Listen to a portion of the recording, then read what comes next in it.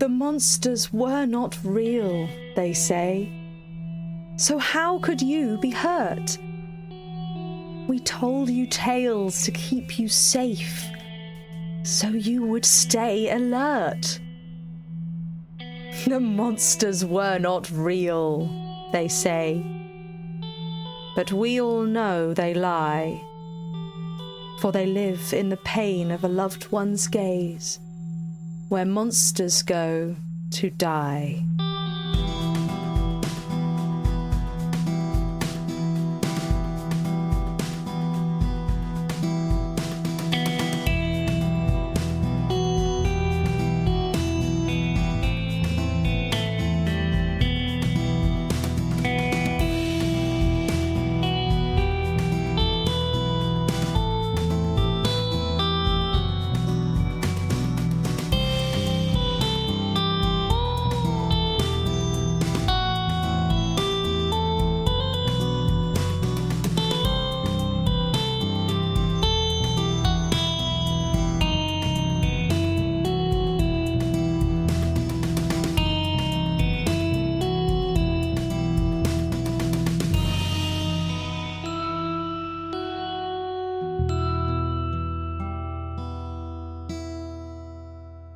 Welcome to Deck of Many Aces, the actual play podcast made with actual asexual.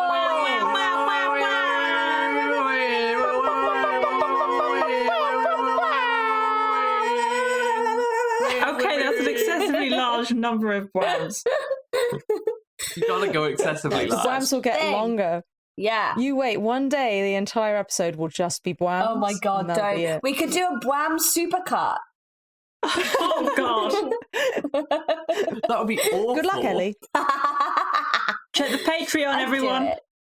Here's 45 minutes of just loud shouting.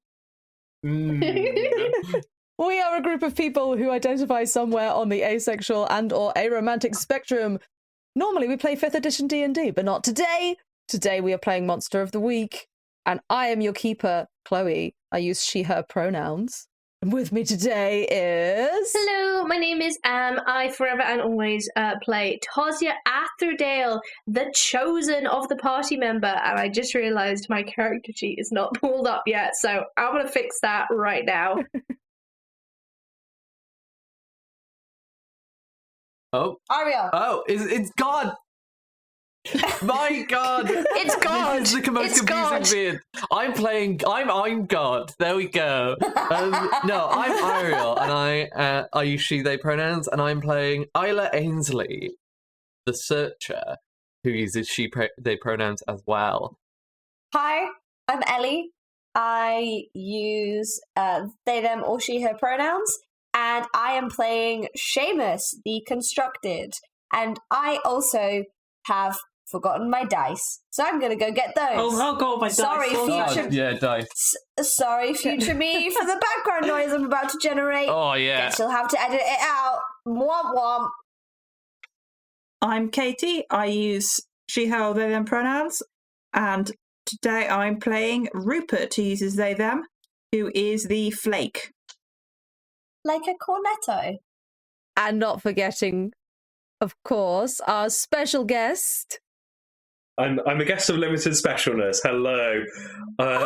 I'm Will. No, I use do it again. he, him pronouns, and I'm playing Tor Annual, who is Tosia's younger brother, who also uses he, him pronouns, and is the class of the initiate. Which is like the longest-winded way I could have said that, but I'll take it. Possibly, yeah. You're not getting another take. I do... Yeah. I love that when Chloe introduced you as the special guest, I just heard someone pour dice out of a jar. That was me. That was me. It was perfectly timed to be like, our special guest, dice! Dice! Something else that also did crack me up is when we were talking, when Chloe was doing the intro, and you were like, asexual or aromantic. Will made a face because he is neither of those things. I know. He's a special guest. He doesn't need to be. It's fine. He's supportive. I'm your token non-conforming ally. Yes. Ally. Yeah. Ally. I think my brain has So- just turned into soup, so Yeah. this is going to be an interesting session, guys. In the words of one Ellie Webster, what happened last time? Oh, Big magic tree. No one has said that before, Ellie. yeah. No one said what happened last time before, Ellie, by the way. They coined It's- it. it's No, Ellie copyrighted. invented the phrase. Yeah, Trademark. yeah. Trademark. We met a tree. We met a tree. You did. It has a person's soul in it. I A think. child who bad child. things happen to. I think it might also be their body. Like I think they are physically in Yes. the tree. Yes.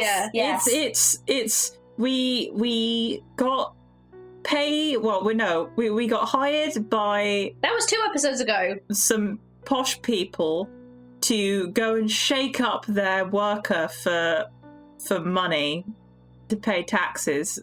And we went down to find what happened, and we met Tyon, who was the person we're supposed to be shaking down for money. And Tyon is not running a shop, but is instead dealing with a big tree thing growing in the back room that may or may not have the soul of their child in it.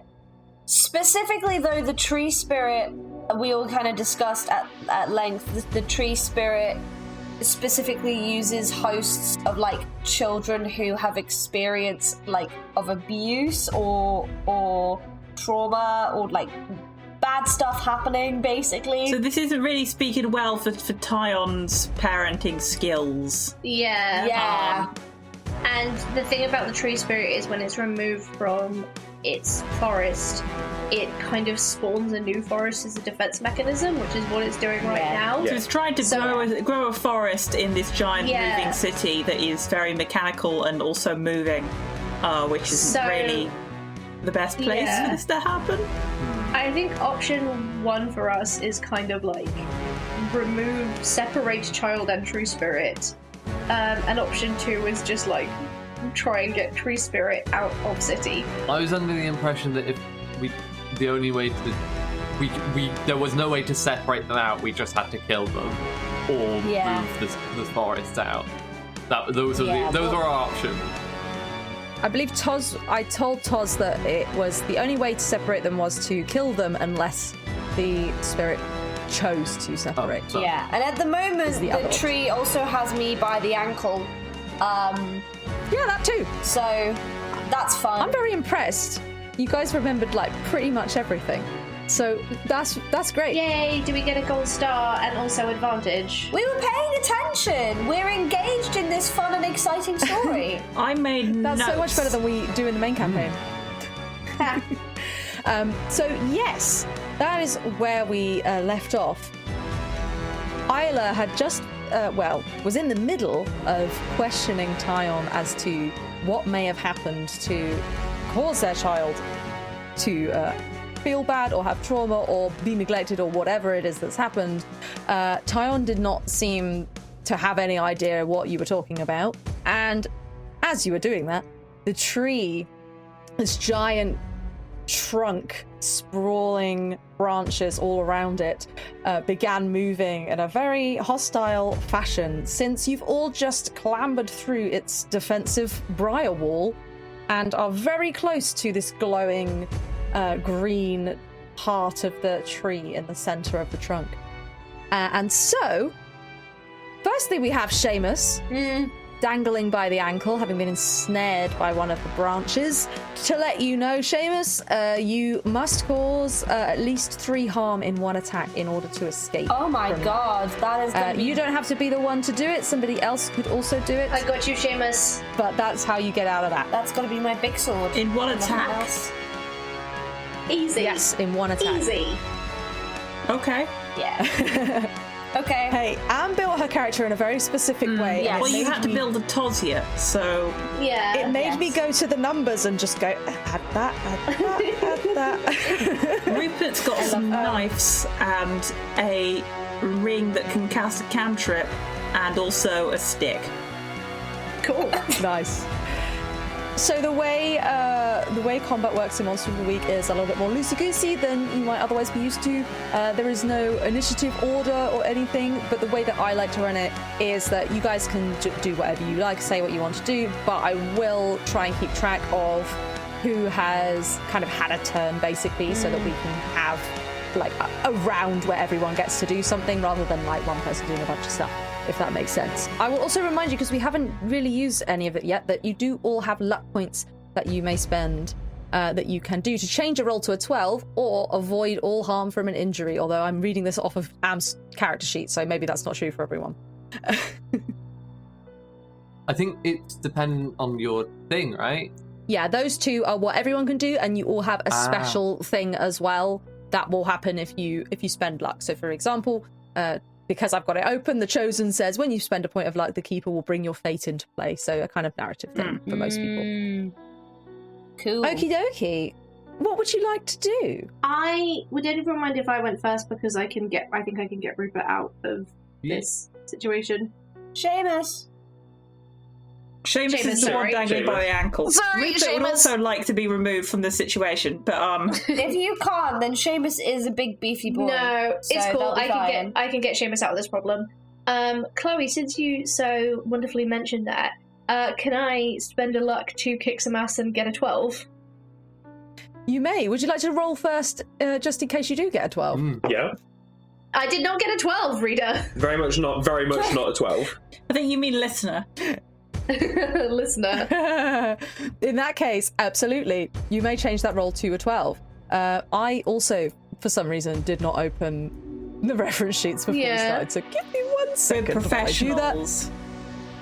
We are professionals and we know exactly what we're doing. Yeah, I I run games all the time. What are you talking I about? fully cannot remember how. Is it just kick some ass? It's kick some ass. Yes. So, it will depend what you're doing. Kick some ass is the main one if you want to do damage to something. What is also probably useful in combat is protect someone as well. You can jump in if somebody is going to take harm and basically take it for them. And based on how you roll, that's how well that goes. But yes, kick some ass. So you have got a 12, which means that you and whatever you're fighting will inflict harm on each other. But you get 1 extra effect from the advanced section, which is on a 12 plus at the bottom there. So, would you like to pick your effect? Yeah, I would. So I do +3 harm because of my weapon. And I'd like to pick the extra effective. You completely hold the advantage. All hunters involved in the fight get a +1 forward. Oh, nice. And I'm going to kind of turn around to everyone and say, this really isn't my area of expertise, so perhaps someone more magic or better understanding of nature and spirits and stuff could try and sort this out so we don't have to do any more violence. Brilliant. So, for those of you that, if you don't know, the +1 forward means you will have +1 to your next roll, but no more after that, as far as I'm aware. So, yeah, Toz, you immediately, as Seamus just hoisted up into the air, you swing your hammer up and clobber the branch into submission to dropping Seamus and stand in front of them in a defensive stance, keeping your beady eye on any vines or branches that dare come the way of your party as you're giving them the opportunity to act. It will... So how much harm did you do? I do 3, so my... You just do 3? Yeah, so my on my weapon tags, I have staff, which is 1 harm. I have spikes, which is 1 harm, and spikes, blade, and heavy, which are all 1 harm. Brilliant. I momentarily forgot that you don't roll damage in this game. Yeah, that's why I was like so confused for a second. Yes. So you do hit the branch and you think it's damaged it a little bit, but it didn't seem to do an awful lot because it is a massive tree and very tough. Cool. Yeah, so Toz's attitude is she's like, I'm here to protect you guys. You are the people who can solve this problem, not me. Cool. So you do still, even though it is a 12, you do still receive harm from the tree itself, and you see as you sort of swing around to bring your maul into a sort of defensive stance, the thorns on the edge of that branch just like slither away from you and scrape across your arm, and that's 2 harm. Great. Unless you I have am armor. now unstable. Do you have armor, Toz? I am looking. I don't think. I think someone did. I thought it was do. you. I can't see anywhere Maybe on my not. sheet that I would have armor. If you go to gear, You're protected. Yeah, it says you can, One you can armor. have Oh, cool. protected gear with Yeah. one armor. In that case, I should have only 2 harm because I took 2 last fight, and we should have -1 from that. Sure. Yeah. So in that case, I'm not So unstable. I'm okay. Armor is good, folks. Yay! I was thinking that because I was suddenly like, Yeah. someone has armor. Who is it? It's you. Brilliant. So you've got Toz in a defensive stance. What would the rest of you like to do? So did Isla finish telling us that this is a forest thing that is a leshy that's been, taken here and all that kind of stuff? I believe so. Yeah, I believe she did tell you something. So Eiriol, do you remember what you said, or if there's anything you wanted to hold back? I don't think there's anything that they would have held back. I don't think they like explicitly said that like this thing was caused from abuse, but I think that's the only thing that they wouldn't have said like explicitly. But I think they would have been like, this is going to grow into a forest very quickly, and so we either need to kill it or get it out of here. Rupert's going to say, I think I might know somebody if we can convince it to play along for a bit. I think I know someone who could help us get it off of Gaia Maris. Not sure where we put it from there, but how do we get the child out of the tree? ask nicely. And how do you convince a tree? Was that Tyon? Yeah. Sorry. Can we That's Tyon. also kick Tyon out of Garamias at the same time? It's super annoying because I get to pick a move from another playbook, and I nearly picked one that was like, basically, my voice has like a super calming effect on people, and it can get people to calm down. Now that would have been really useful in this scenario where we could just sweet talk the tree into being like, give up the child. But no, I went for something different. Well, Rupert has negative charm. Yeah, same. This is going well. Same. Isla has positive charm. For once. Yeah. It's all up to you.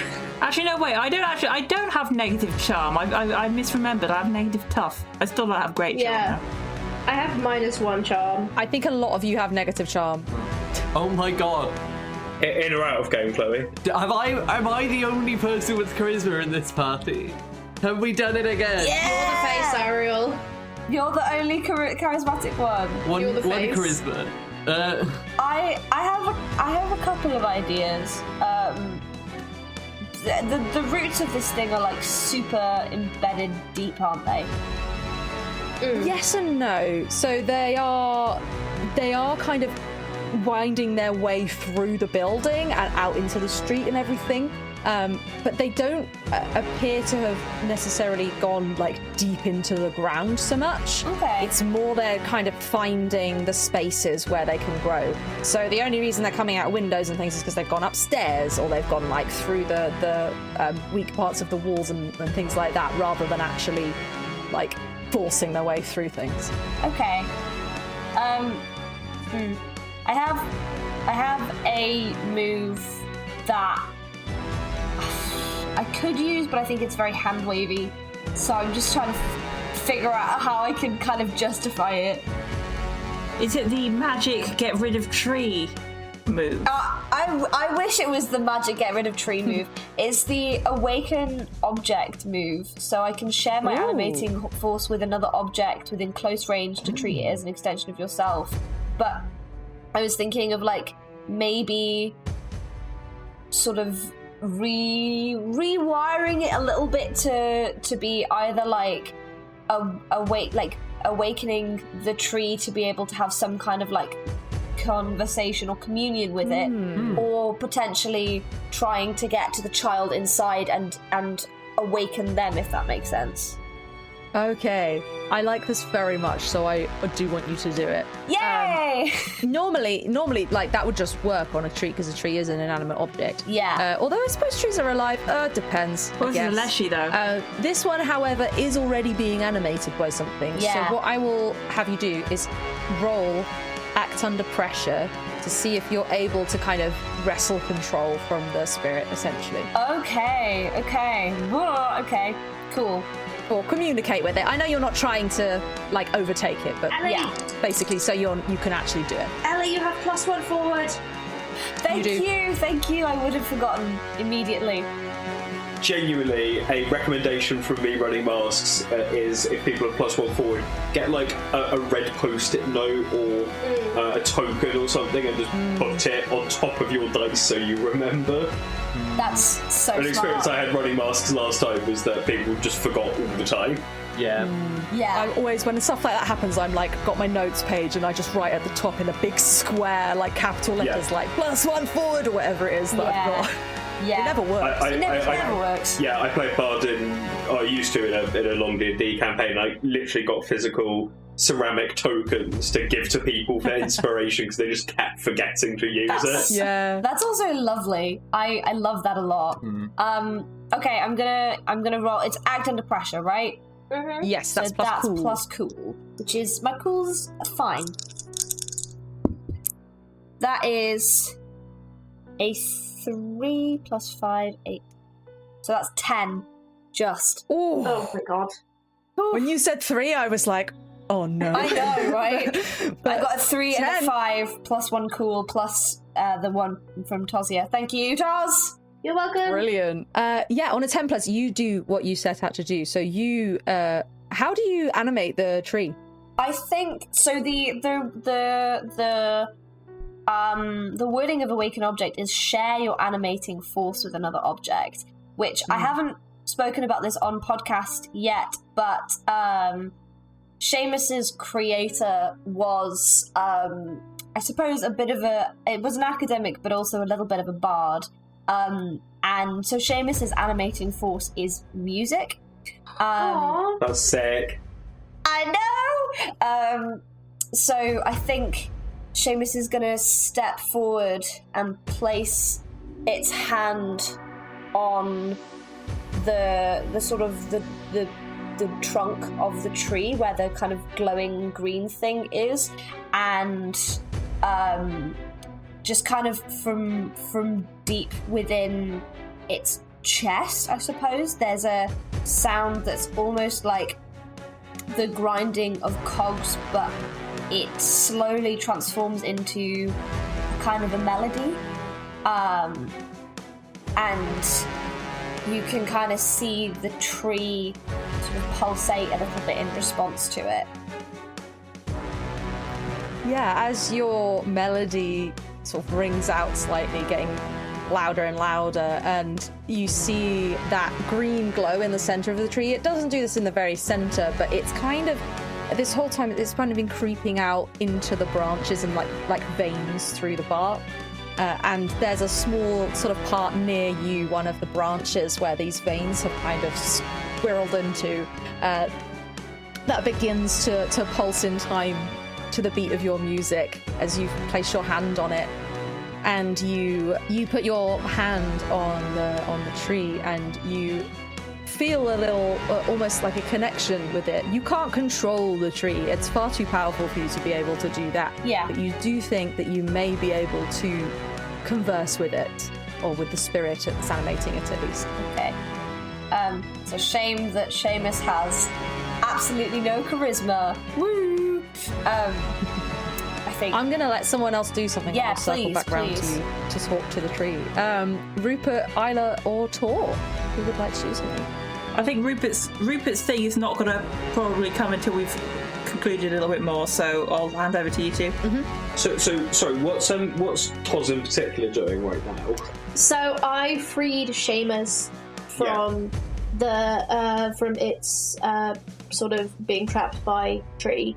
My first instinct before Seamus was captured was to kind of, after what we've gleaned from, I was about to say Delphi, I mean Isla, after what we've gleaned from Isla, is to kind of turn around and beat up this terrible parent. valid. Because I also have baggage that's going on with me, with Toz personally. So that's kind of, I mean, now that Seamus is free, she's kind of been like, you guys solve this problem. She's kind of turned her back on the tree and is starting to move towards the adult in the room. Yeah, okay. With Toz having taken a little bit of damage, what Tori's going to do is something that I think technically should happen immediately, but I know we're sort of doing this is what everyone's doing in the moment sort of thing. So Tor is going to try to protect someone on Tosia from the like the vine whip or whatever it is. Yeah. That's absolutely fine. But by the way, I'm perfectly happy if you guys feel that you wouldn't do something now and you want to kind of ready or bank something for later. That's absolutely fine as well. Right, cool. So I'll do that. So I roll plus tough. So who are you? protecting? Tosia, definitely. Okay, cool. Because she took a little bit of damage from the thorns on the... Yeah, I've been hit by the vines twice. Yeah, so sort of like to step in and maybe retroactively take some of that damage off, basically. No! Okay, yeah, that's fine. For that last one, like when the thorns lashed out. 'Cause I have an ability called Ancient Fighting Arts, but when I'm using an old-fashioned hand weapon, I get +1 whenever I roll protect someone. This is like a 13-year-old who's really into karate. Yeah. So seeing this thorn sort of lash out, he's going to sort of dive forward with his silver knife out and just try to sort of lash away one of the. Oh my god, Tuzzy's going to be so mad at him. I know. It's called role playing, baby. Oh, okay. That's not great. Well, roll plus tough. 4, 5. That's a 7, just a 7. Hey. So I'll suffer some or all of the harm they were going to get. No. So yeah, I'll say that Toz, you can have the whatever harm you took, the 1 harm that you took, have that back. But they dealt 2 harm because I had an armor. They did deal 2 harm. So as Tor, you sort of see this coming, and it's like time slows down, and you see this thorn whip coming towards your sister, and you think, "No, Nice. it's my turn." And you jump in the way, and you take that scratch for her, and you're going to take 2 harm. 1 harm because I start with old-fashioned armor. So, Yay! so we just all of that role play and that dice roll was just to transfer 1 harm from one elephant child to a different one. GM, as a free action, can I clip my little brother around the back of the head? No. You absolutely can. Yeah, I mean the only thing that really matters for us in this story is making sure Tozu doesn't die because she can't die. It says so in the rules. I can't die. I have a move which means I can't die. Oh, yeah. Right. She chose the playbook that means she cannot die. It's fine. I'm committed to the story. We have to make sure you don't die either. That's the one. Oh, yeah. Can't die. Yeah. That's a good point, That's true. actually. You're the guy who has to live. And there's no rule that says you can't die.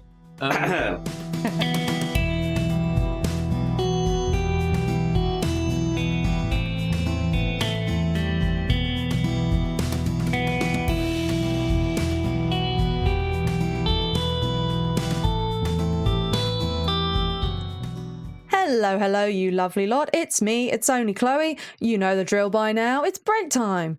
Go get a drink. Go get a snack. Look after yourselves. But in the meantime, you might consider listening to little old me, because I'm here to tell you ways you can support our lovely little podcast. The best way you can support us is by joining our Patreon. For as little as £3 per month, you will get a shout out on the podcast and access to our patron-only Discord. Plus, there's a bunch of other tiers on there with much more exciting benefits, like access to our bonus content, our side quest episodes, for example. You can have access to DM notes and character sheets. You can get your own personalized message right here in the middle. Woo! And you can even have the opportunity to play TTRPG with us, with the cast. And we're basically celebrities at this point. I mean, I don't know what to tell you. You can find that at patreon.com/Deck of Many Aces. Be sure to check it out. You can even join for free and get updates that way. Of course, if you're not prepared to pay per month, you can always make a one-time donation to our supporter Acast link, which is right there in the episode description. Today's promo is for Snyder's Return, a tabletop roleplay podcast, which focuses on delivering 2 features for the podcast. Interviews with content creators, developers, and publishers for both established and indie tabletop role-playing games, and a TTRPG actual play podcast where they gather as a group to play through part published and part homebrew adventures using a variety of game systems. You can find them on Twitter at @ReturnSnyder or wherever you get your good podcasts at Snyder's Return. Cheeky plug as well. You should listen to their City of Mist campaign because I wrote the theme music. Woo! Roll the trailer! Snyder's Return is a tabletop roleplay interview and actual play podcast. We chat with content creators from both mainstream and indie publishers, and we release actual play episodes of systems like our City of Mist game, Meddlers, Monsters and Madmen, and more games coming in the future. We also have a TTRPG review show on YouTube, Fly Like a D6. Come and check us out. You can find us on Twitter @ReturnSnyder, Instagram Snyders_return. You can find us on YouTube at Snyder's Return, Discord, and everywhere you get your podcasts.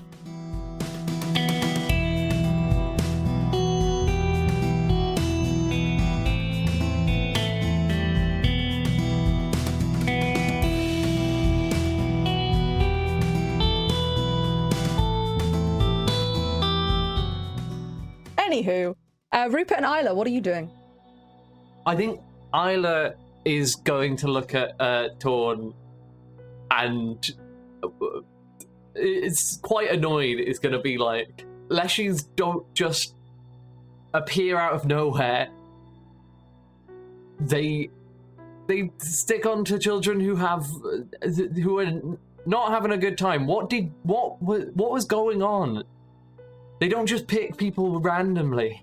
He sort of looks at you with like one quite scared, wary eye on Toz, who seems to be coming towards him, and another on the tree that's like flapping around and is like cowering a little bit in the middle of you all. And he's like, I don't know. I mean, they were just upset. Upset with Why? what? Upset because what? Because of they just missed their mother. That's all. Well, that's harder to fix. Well, why is this relevant right now? Can't we like kill it or something? It will kill your child. Oh, by the gods! That isn't. Then what do we do? That tree there is your child. So unless we can somehow get it to let go, we need to get it out of here. That's the most important thing.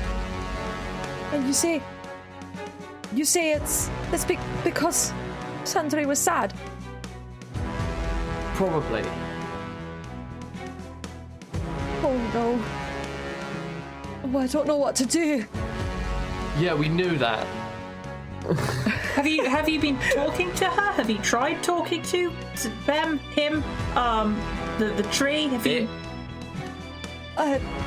She is just she they pronouns. Thank you. The most important thing to know while they're a tree. They Don't use misgender tree trees, they kids. pronouns.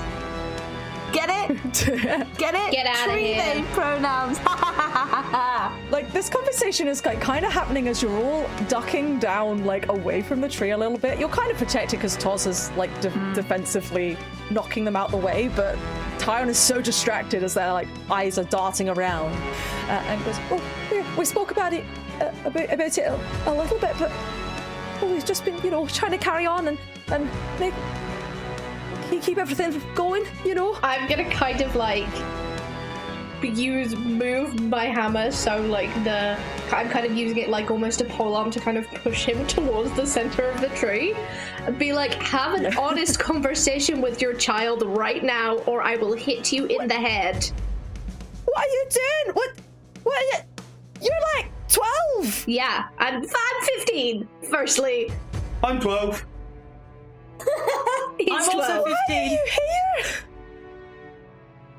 What is going on? And he's just like having a bit of a freak out there as you push him towards the tree. I'll say, Isla, that's kind of essentially your action or thing that you're doing this turn. Rupert, what are you doing? Rupert. So this is happening, and the persuasion is hopefully going to start happening. So Rupert, while whatever happens next is happening, is going to pull out their sending stone. Ooh. And Rupert's going to make a call because I have a move, part of the Flake class feature, called Internet Friends. You know a lot of people on the internet. Oh, this is so good. I love this move. Well, we don't quite have an internet in Gaimaris, but we do have the secret underground network of conspiracy theorists and political radicals and weird artists and people who read the truth teller. This is a wild-ass acronym you're creating right now. Yeah. Rupert's gonna make a phone call. You're like, real quick, I have to go use the semaphore towers. I will be right back. No! With the sending stone. I have a sending stone. I know. I'm just joking. I do love the idea of Rupert struggling through their bag and picking out and put us 2 semaphore flags, being like, yes, I'll get help. Yeah, this will work through the walls. So Rupert's gonna pull out the stone, poke it a bit more. Come in, this is Echo. Echo to Sidewinder. Come in. Sidewinder? Oh my god. Yo, that's a Sidewinder! Echo, we read you. What's up? Sidewinder, great. We need to get a thing off of Gaimaris somewhere safe quickly. A dangerous thing. How big of a thing? Quite a big thing. It's for the greater good, because this thing should not be in Gaimaris. I don't think it's killed anyone yet, but it also should not be here.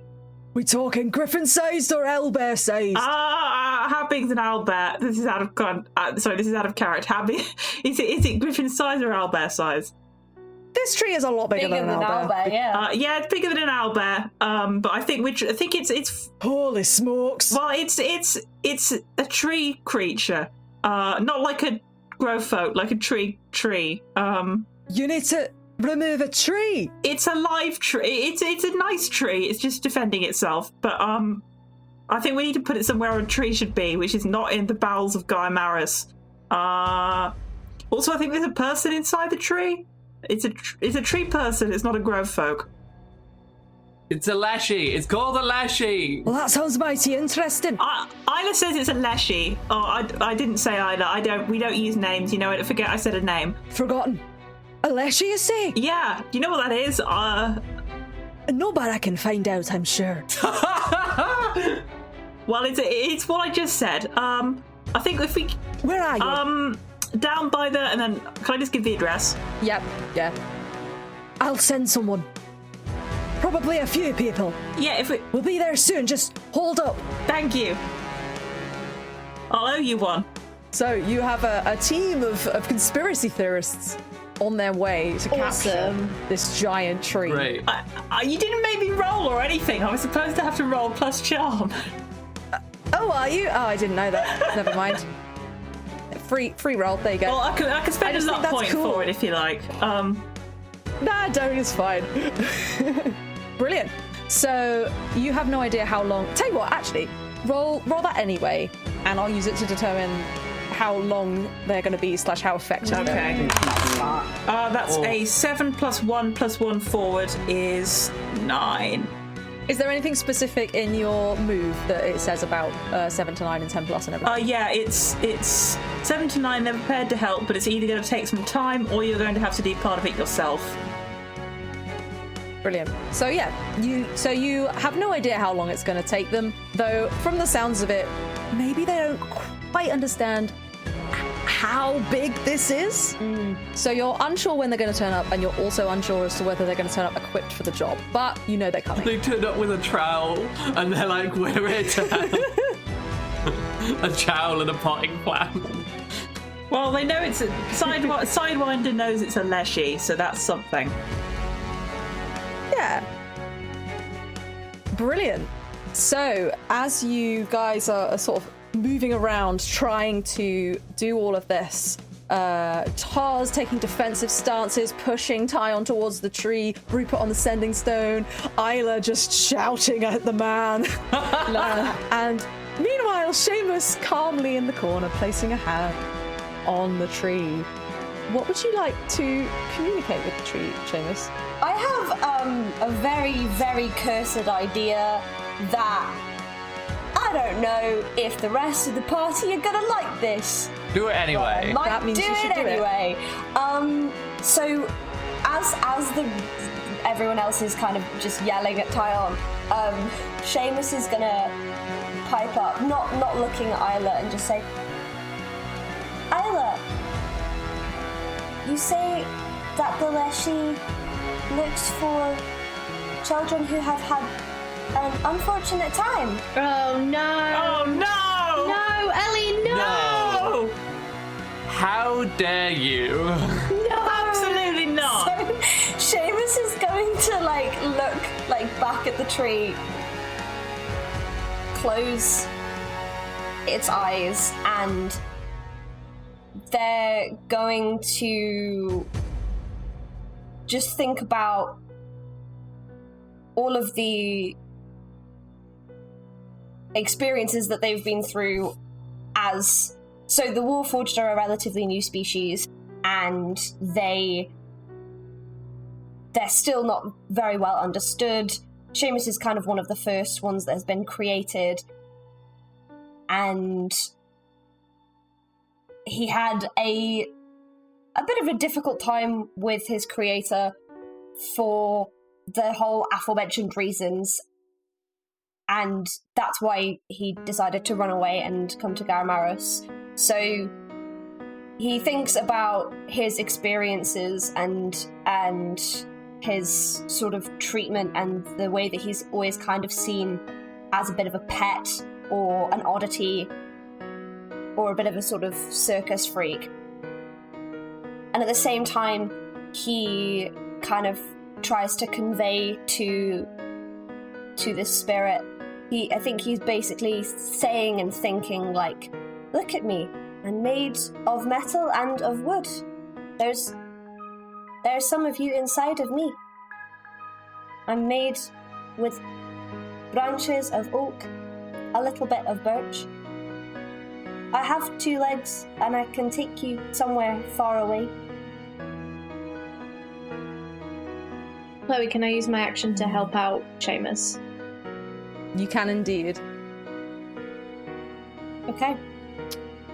Roll. So you need to roll plus cool Mm-hmm. to see whether you can help them or not. Just 1 second. I'm looking at my advanced. Do I get a +1 forward to this because of my last turn? Just checking the language. All hunters involved in the fight get +1 All hunters forward. involved in the fight. I do. Yeah, then you do. Tozia. Am thinks this is horrible and hates it. Tozia is just trying to help. Yeah. Yeah. Like Tozia, you might put your hand on Seamus's shoulder or something when you realise what it is. I that think she's I'm doing, gonna and- try and step between Seamus and Isla and make sure Sure. that she doesn't interfere. Mhm. That's a 10. Oh. The dice want it to be so. Hey. Nice. Your help grants them +1 to their roll. All right, then Seamus, please roll manipulate someone. That's plus charm. Oh. Technically speaking, in Monster of the Week, you cannot manipulate a monster, but I'm letting you do it. Thanks. Okay. I have -1 charm, so that's Flat roll. good that I got the. Flat roll Yeah. to the help, yeah. Okay, well, I mean, I rolled a 5. Luck. Hey. Luck. Luck. Spend a luck point. Roll a We 5. need to do it for narrative reasons. Yeah. Okay. I'll spend a luck point. Yeah, I You have think so much luck. none of us Yeah, wanted this to you're fine. happen, but the second Ellie did that, we all went, that's how the story ends. Oh yeah, absolutely. Yeah. Yeah. Also, I'm gonna Yeah. kill you for this, Ellie. But yeah, I'm so mad at you. it's my little, just a little person. I know. I love them a lot as well. But I kind of realised, I was like, oh, this makes sense. Yeah, okay, I'll use a luck to make that an automatic 10. Is that? It makes how it luck 12. works? Makes it a 12. Okay. Makes it a 12, yes. Which means, for a normal person, I will read it. It says, not only do they do what you want right now, they also become your ally for the rest of the mystery. I mean, We're probably not going to go quite that far. But, yes, you've made this a 12. So, as you sort of reach out with these feelings and these words to this leshy, to the spirit, and you kind of feel the presence of the same that Tor did earlier, the almost two, where it's not quite, it doesn't feel like two separate people, but there's more than one person there. There's more than one presence. And you hear back at you, "Who are you? Why do you come to me? I have a horse. We are content." Oh gosh, okay. Seamus is not good at convincing people of stuff. But you know you're going to do it because you rolled a 12. I know. For the drama. For the drama. I can see that the person you're with is sad, but I think she's got room to get better. But I think she needs to do that by herself. It sounds like you need company. Sandri cannot be alone. Sandri was not whole. Together we are whole. I do not understand grief or other experiences in the same way, but I think that if you gave her the chance, she could learn to be whole by herself. I don't know what I am capable of, but I know I can take you somewhere safe and we can be together. You feel this consciousness kind of reaching out towards you and exploring you, essentially. Only as much as you'll allow it to sort of read off of you. You're easily able to kind of block off your mind if you wish. And you sort of feel it kind of testing out whether you were telling the truth when you were like, I'm made of metal and wood and all of this. And it's kind of feeling out, trying to sort of testing you almost. And it touches on the image of your maker that kind of dangles in your mind for a moment, and the complicated weave of feelings that you have, and as a Warforged, the confusion that is feeling as a whole. Yeah. And it kind of draws back and goes, I will go with you, but I will not leave Sandri alone. And as you hear that, you see the kind of some of the branches almost, and to you, Seamus, it feels, because you're kind of connected in, it feels almost unintentional, like a sort of reflex, and some of these branches, particularly the most spiky ones, begin to sort of circle around Tyon a little bit. They're not going for him, they're just, they're very close. Oh gosh, okay. Sorry for making you work for it. I was gonna say, I'm like, I don't know what to do.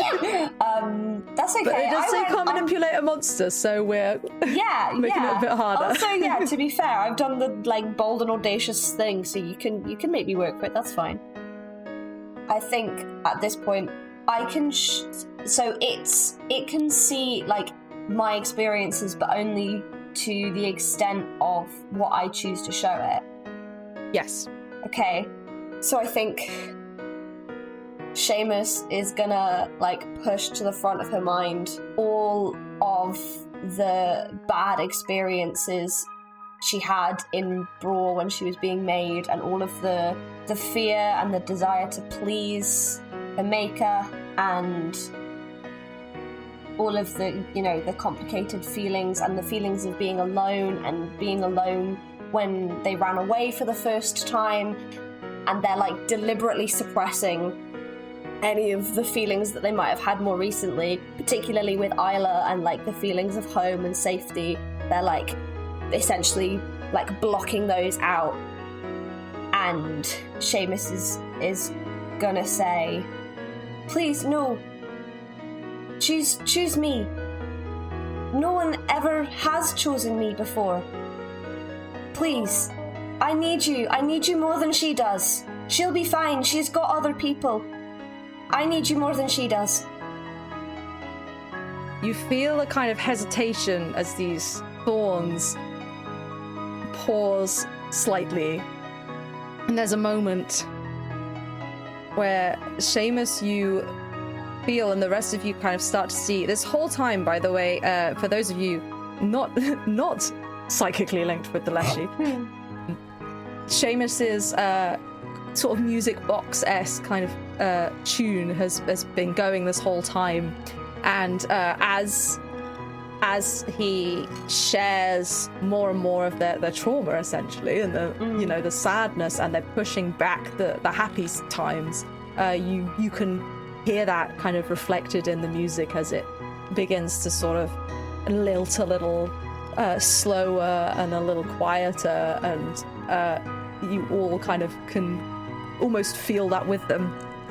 As Seamus, you feel the branch that your hand is on begin to almost kind of melt around you a little bit, and the bits of bark cracking off and twirling around like mini vines of their own that begin to kind of encompass your hand. But as they begin to do this, and you're all watching, you suddenly hear a clang on the floor. You look around to see Tyon has thrown down the axe that he's been holding this whole time, but has been pretty useless in using. And he's staring at what is going on here wildly and swinging around his gaze before he takes a moment to take a deep breath, and then he stares up at the tree itself. And he looks at you, Isla, and he nods as if he understands, and he shouts up and he goes, "Sandri! Please! Sandri, I know you're in there. I love you, Sandri. And your mother, she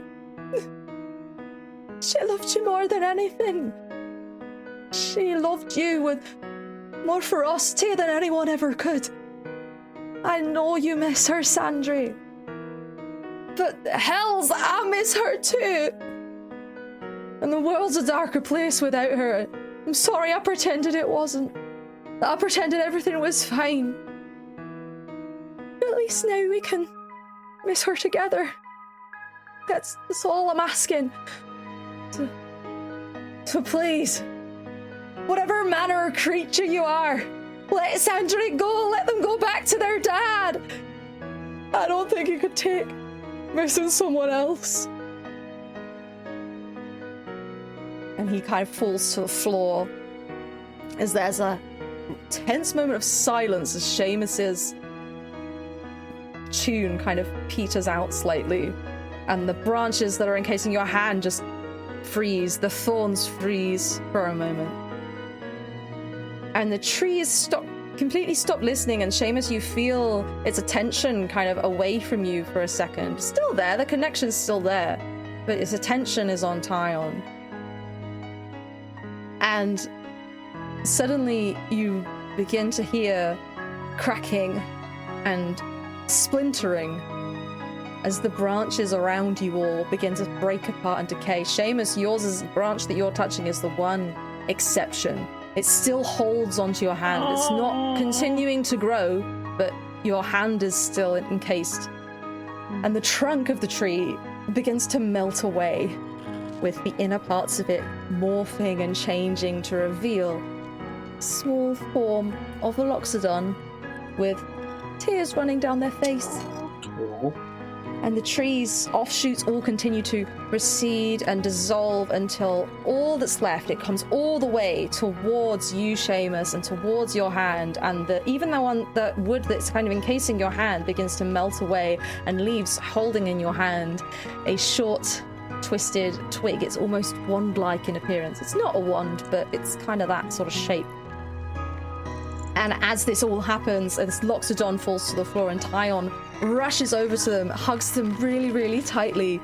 And as you all glimpse their face over his shoulder, you see that their tusks no longer resemble ivory, but darked, aged wood. And Seamus, you have this twig in your hand. It glows very faintly with this green light, and you hear in your head, "Take me back to the forest, and your task will be done. There will always be a place for you there." Okay, I think we need to take this to a forest now. Do you know which forest? A forest just outside Betchenna. Shouldn't be far. Yeah, it's like right there, and I kind of gesture towards where the edge of the city would be. Are we allowed to go off the city? Who cares? A teacher? You might not be allowed to, but us regular folk can just leave. Yeah, it's not. It's a thing that people can do. It's whether you think you'd be allowed to is another matter. Exactly what Katie says. Tyon and Sandri kind of embrace, and Sandri is kind of wiping the Should I tears from the eyes. call off the removal squad? Maybe a good idea. Tyon, how much rent is it per week? Because I have some. I just like jingle some coins I have in my purse because I can probably cover it and lie and say you gave it to me. Now is clearly not the time. He like as you start saying that, he looks at you with a face like thunder, and he opens his mouth and like raises his hand as if he's about to tell you where to stick it. And then when you finish your sentence, he's like, that's incredibly kind of you. After everything you've done here, I wouldn't expect you to do that. It's my job to take care of our people. It very literally is. She is part of the bourgeoisie, and as such, That's... I never did catch your names. And you never will. It's better that way. We cannot be associated with anything that happened here. We're Lord Atherdale's niece and nephew. The exact opposite of what I said. Both he and Sandri, who, by the way, I said small Oxydon, they're not like a kid, they're like your age. Yeah. And they both kind of look at each other with a slightly stunned look on their face, and then they go, and they both do a very awkward, like, fist on their chest and bow at you both. And they go, and Tyon goes, "Oh, my lord, my lords. They're not actually lords Thank you so yet. much." That's true. We technically have no title. I have some pamphlets for you on this very topic, actually. Oh, thank you. There's a time and a place. Yeah, and the time and the place is to not have to bow. They don't have to. Right. It's a mark of respect. Oh. Something you could learn about. I will pay you markers of respect the day that I respect you, child. Ooh. Oh my god. PvP. And as this conflict waiting to happen continues inside the shop, and Tyon gives you Toz the amount that he owes and begins sort of tidying up and everything. I leave it there in the house. And I will take the money myself. And the rest of you kind of filter out, and you appear to have almost successfully solved the problem. Seamus has one more thing to do, but that's for another time.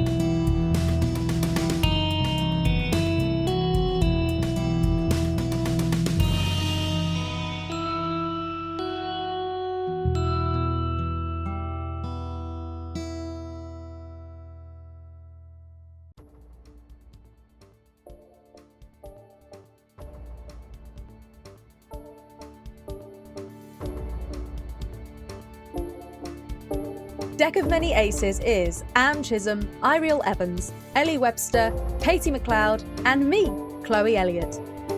Really big thanks to our patrons Nate Scott Jones, Ouroboros, EK Green, Space Ben, Callum D, Ebad, KP, and Steph Burke Stelia. Head to patreon.com/Deck of Many Aces to hear your name in that list of legends and check out the bonus content that we offer.